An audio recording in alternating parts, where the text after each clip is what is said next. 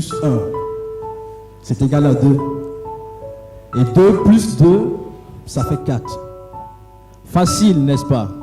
C'était l'école primaire. 1 moins 2 n'existait pas, il n'y avait pas de galère.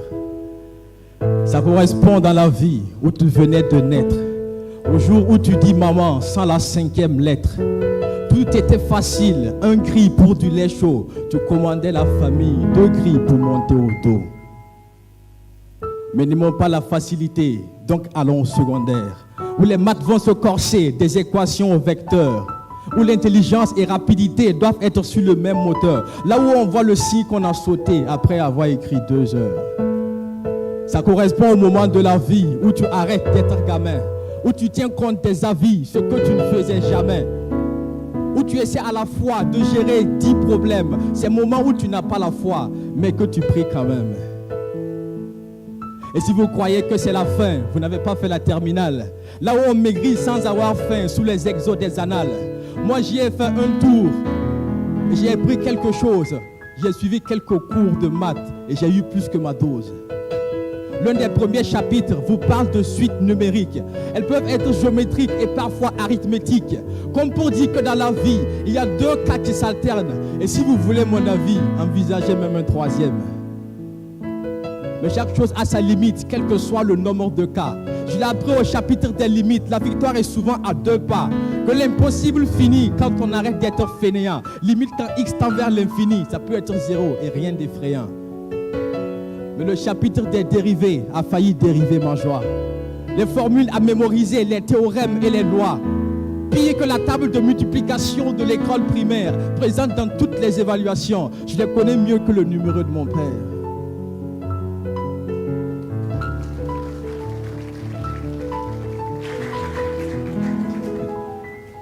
Mais si vous n'aimez pas mémoriser, vous dormirez au chapitre suivant.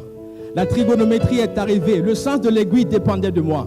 Donc le jour où j'étais content, je faisais le contraire de la montre. Et quand le contraire était le vent, je n'allais pas à l'encontre.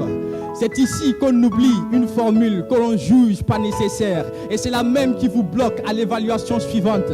Comme pour dire que dans la vie, quand tu essaies d'aller vite, il y a toujours des soucis qui te rattrapent tout de suite.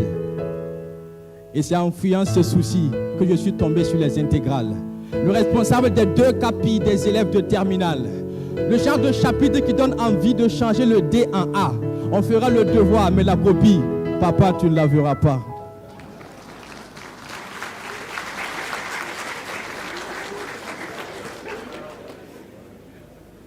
Et c'est là qu'on comprend qu'on n'y arrivera pas seul.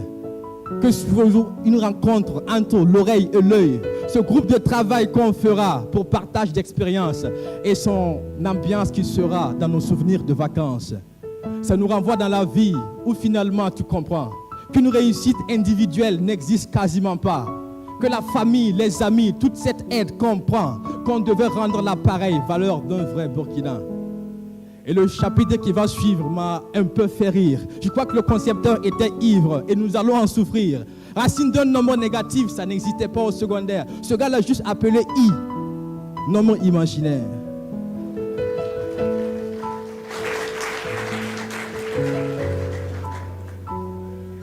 Le même I qu'on a chanté pendant l'école primaire. Il est revenu nous hanter et on ne peut rien y faire. Chapitre des nombres complexes, ça nous renvoie à la vie.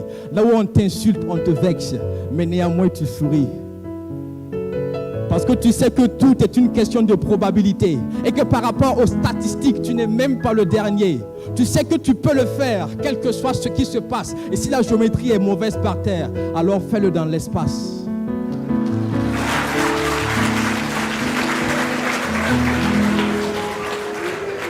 Oui.